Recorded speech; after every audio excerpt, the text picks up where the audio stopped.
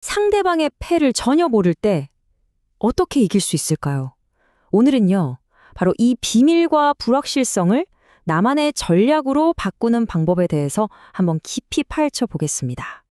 그러니까 상대방이 뭘 들고 있는지 모르는 상태에서 이기는 법. 어때요? 간단한 질문 같지만 사실은 굉장히 심오한 문제거든요. 자, 지금부터 저랑 같이 그 답을 한번 찾아가 보시죠. 이 문제를 제대로 이해하려면요, 아주 클래식한 비즈니스 딜레마 상황 속으로 한번 들어가 보는 게 제일 좋습니다.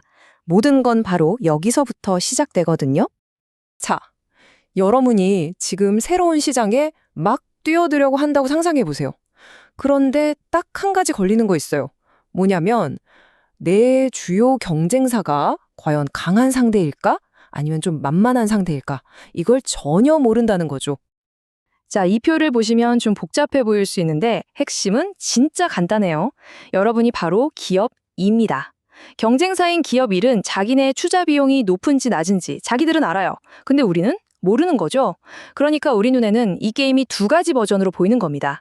왼쪽은 경쟁사가 약할 때, 오른쪽은 아주 강력할 때.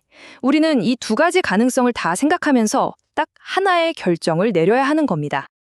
보세요. 이 게임 트리가 지금 우리가 처한 곤경을 아주 잘 보여주고 있습니다.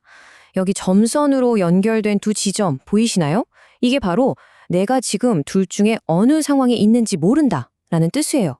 이런 막막한 상황에서 시장에 진입할 거냐 아니면 포기할 거냐 단 하나의 수를 둬야 한다면 과연 어떤 선택이 가장 합리적일까요?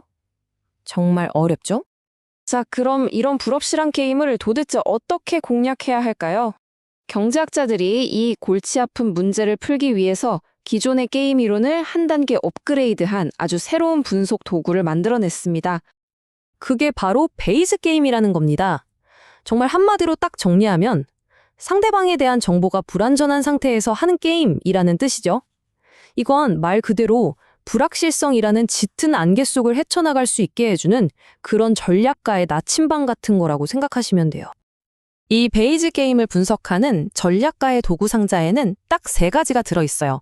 간단합니다. 첫 번째는 유형. 이건 뭐냐면 아까 말한 경쟁사의 비용 구조처럼 숨겨져 있는 정보를 말해요. 두 번째는 믿음. 상대가 어떤 유형일지에 대한 나의 합리적인 추측이죠. 그리고 마지막 세 번째는 보수. 이건 간단하죠? 이기면 뭘 얻고 지면 뭘 잃는지. 바로 그겁니다. 여기서 핵심이 뭐냐? 바로 이겁니다. 내 믿음에다가 확률을 딱 붙여주는 거예요. 예를 들어, 경쟁사가 강할 확률이 한 50%, 약할 확률이도 50%일 것 같아. 이렇게요. 이렇게만 하면 완벽한 정보가 없어서 깜깜한 상황에서도 가장 기대값이 높은, 그러니까 가장 합리적인 결정을 내릴 수가 있게 되는 거죠.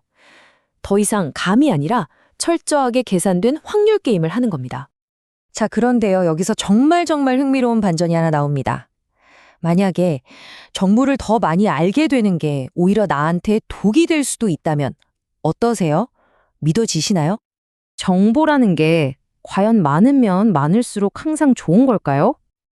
자, 이 상황을 한번 보세요. 지금 경기자 2는요, 내가 게임 A를 하는 건지 B를 하는 건지 전혀 몰라요. 근데 재밌는 건 바로 이 모른다는 사실 덕분에 경기자 2는 양쪽 어디에서든 그럭저럭 괜찮은 결과를 낼 수 있는 그런 안전한 수를 둘 수가 있어요.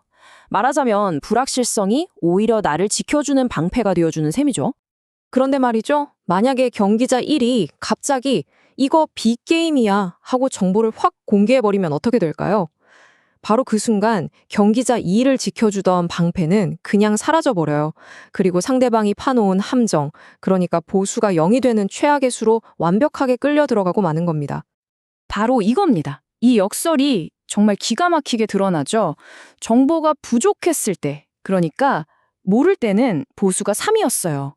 그런데 더 많은 정보를 얻고 나니까 보수가 0이 됐습니다. 아니, 더 많이 알게 된 게 오히려 경기자 2를 더 최악의 상황으로 물어넣은 거예요. 정보가 자산이 아니라 전략적인 빛이 되어버린 순간입니다. 아니, 대체 왜 이런 일이 벌어지는 걸까요? 이유는 간단합니다.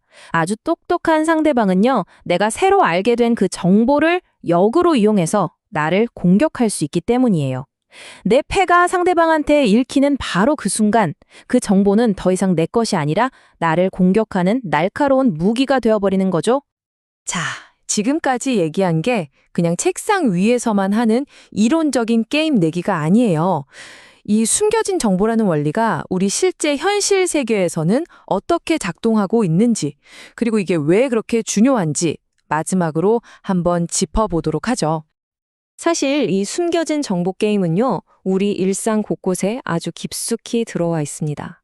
예를 들어 중고차 살 때 혹시 이 판매자가 차에 있는 중대한 결함을 숨기고 있는 건 아닐까? 의심하잖아요. 또 협상할 때는 저쪽에서 생각하는 진짜 마지노선은 어디까지일까? 궁금하죠?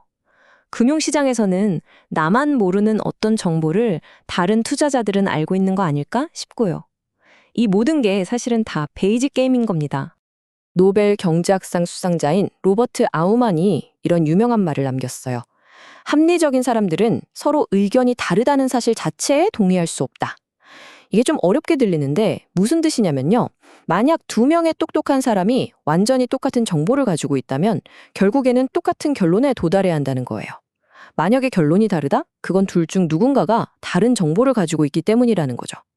결국 의견 차이는 정보의 차이라는 뜻입니다. 자, 그렇다면 정말 마지막으로 이 질문을 한번 던져보겠습니다. 주식시장의 모든 투자자가 다 합리적이고 똑같은 공시자료, 똑같은 뉴스를 보고 있다고 쳐요. 그렇다면 도대체 왜 누구는 주식을 팔고 또 누구는 그걸 사면서 그토록 엄청난 거래가 매일같이 일어나는 걸까요? 오늘 우리가 함께 살펴본 이 숨겨진 정보와 각자의 믿음이라는 관점에서 한번 곰곰이 생각해 보시면 정말 흥미로운 답을 찾으실 수 있을 겁니다.